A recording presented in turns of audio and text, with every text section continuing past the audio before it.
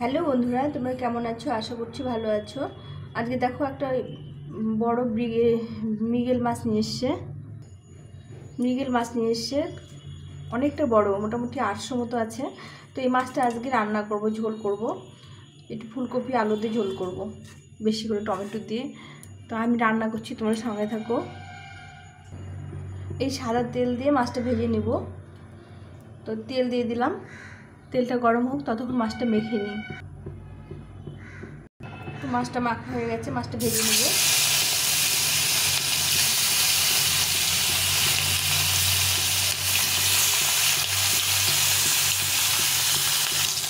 এই মাছগুলো ভাজা হয়ে গেছে, একটু লাল লাল করে ভেজে নিলাম। মাছটা উঠিয়ে নেব। দেখো মাছটা কত বড়, কত বড় বড় হয়েছে। এই মাছটা খেতে খুব ভালো লাগে, এটা একটু মিষ্টি মিষ্টি লাগে। এটা আমাদের পুকুরের মাছ যদিও।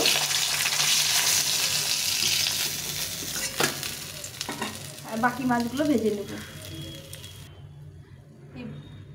বাকি মাছগুলো ভেজে নেব।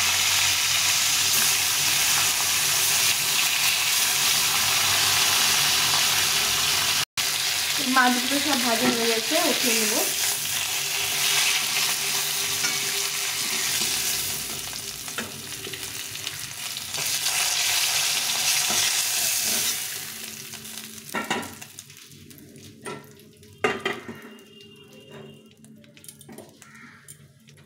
এখন এর মধ্যে সরষের তেল দিয়ে দেব।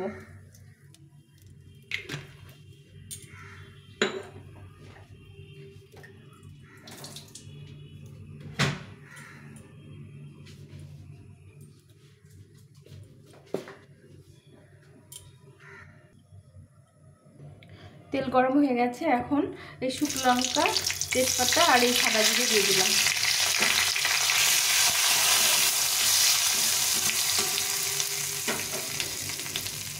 এখানে কেটে রেখেছি নতুন আলু, লাল লাল, এগুলো আলু আমাদের এখানে পাওয়া যায়, ছোট ছোট আলু। এই আলুগুলো ভেজে নেব প্রথমে। এই আলুগুলো খেতে খুব ভালো লাগে। আর এই মৃগেল মাছ মিষ্টি মিষ্টি লাগে, খেতে খুব ভালো লাগে। এটা আমাদের পুকুরে ধরেছিল, পুকুর থেকে মেরেছিল, সেই মাছকে রান্না করতে আর কি। আলুটাকে একটু ভেজে নেবো, হালকা করে একটু ভেজে নিয়ে। এগুলো আলু দিয়ে ঝোল খেতে খুব ভালো লাগে।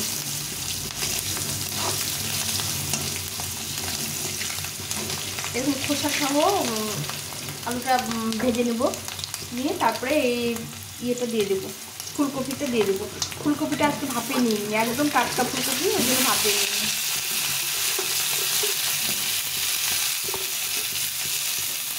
সেটা ভালো করে ভেজে নেব ফুলকপি আর আলুটা।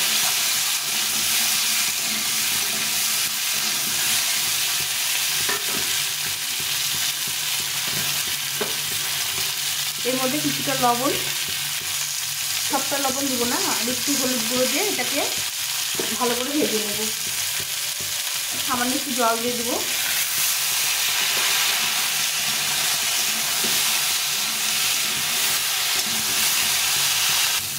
এই ফুলকপি আর আলুটা ভাজা হয়ে গেছে, দেখো কত সুন্দর হয়েছে। একবারে ভেজে নিলাম, মানে একবারে ফোড়ন মানে সাম্বারা দিয়ে সবজিটাকে ভেজে নিলাম।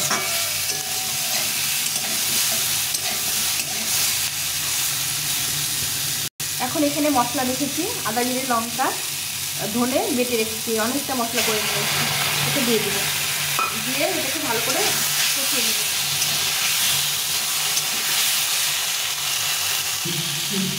এখন দেবো লবণ, অল্প দিয়েছিলাম, পরিমাণ মতো লবণ আরও দিয়ে দেবো। দিয়ে আর একটু হলুদ গুঁড়ো দিয়ে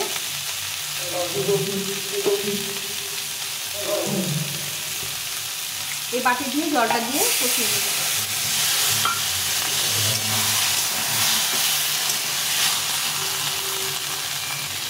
এই ফুলকপি আলুটা ভাজা ভাজা হয়ে গেছে। এখন আমি টমেটোটা দিয়ে দেবো। এই ফুলকপিটা একটু সেদ্ধ হয়ে গেছে, আগে টমেটো দিলে এই ফুলকপিটা সেদ্ধ হতে চায় না, ওই জন্য এরকম ফুলকপিটা সেদ্ধ হয়ে গেছে। এখন আমি টমেটোটা দিয়ে দেবো। এখানে একটা বড় টমেটো কেটে রেখেছি, এই টমেটোটা দিয়ে দেবো। এখন শীতের দিনে না টমেটো দিয়ে বেশি করে টমেটো দিয়ে ঝোল করতে ভালো লাগে। আর আমরা এইভাবেই ঝোল রান্না করি, একদম ফোড়ন দিয়ে সবজিটাকে ভেজে নিয়ে এভাবে কষিয়ে রান্না করি। তোমরা কেমন করে রান্না করো অবশ্যই কমেন্ট করে জানিও। এই ভালো করে কষিয়ে নিতে হবে টমেটোতে, যেন গলে যায়।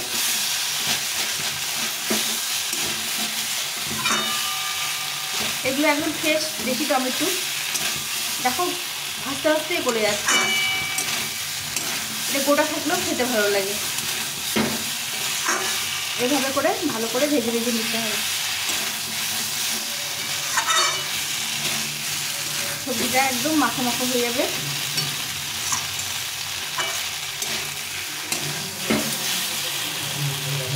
বন্ধুরা, তোমরা কেমন করে ফুলকপির ঝোল রান্না করো আমাকে কমেন্টে জানিও।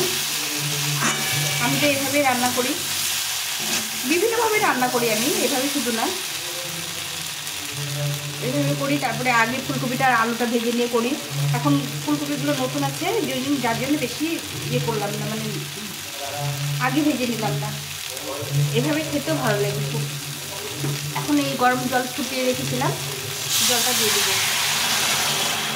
জল ফুটিয়ে রান্না করলে রান্নাটা স্বাদটা খুব ভালো হয় আর রান্নাটা তাড়াতাড়ি হয়ে যায়।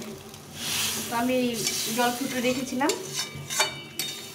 আমি প্রতিটা রান্না জল ফুটিয়ে রান্না করি, আর ঝোল টোল করলে আর বেশি ভালো লাগে, স্বাদটা হয়। একটু ঝোল দেবো আমি, মাছের মাথাটা দিয়ে দেবো এর মধ্যে, ওই জন্য ঝোলটা একটু বেশি দেবো।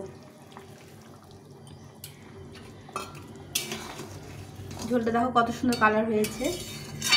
আমি গোটা মশলা বেটে রান্না করি, গুঁড়ো মশলা রান্না খুব কম করি। আদা জিরে ধনে এগুলো বেটে নিই, এগুলো পাটায় বেটে নিয়েছি।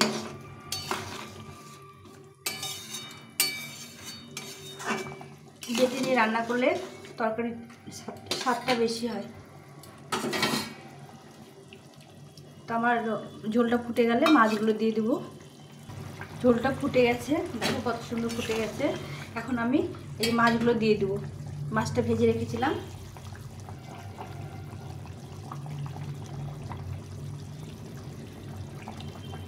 মাছটা দিয়ে আবার একটু ভালো করে ফুটিয়ে নেব।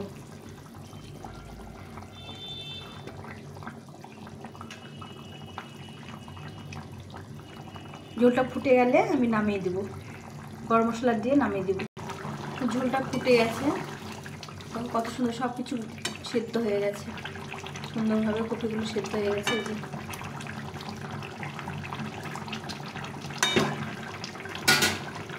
এখন এর মধ্যে সানরাইসের গরম মশলা গুঁড়ো দিয়ে দেবো, দিয়ে ঢাকা চাপা দিয়ে নামিয়ে দেবো। ঝোল হয়ে গেছে, এখন নামিয়ে দেবো।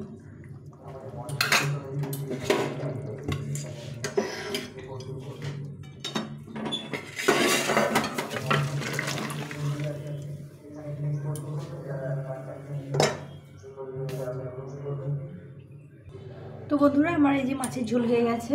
তো তোমাদের কেমন লাগলো রেসিপিটা অবশ্যই কমেন্ট করে জানিও। আর যদি ভালো লেগে থাকে তাহলে একটা ছোট্ট লাইক কমেন্ট করো। আর ভালো লেগে থাকলে আমার চ্যানেলটা সাবস্ক্রাইব করে পাশে থেকো। আজকে এই পর্যন্তই, টাটা।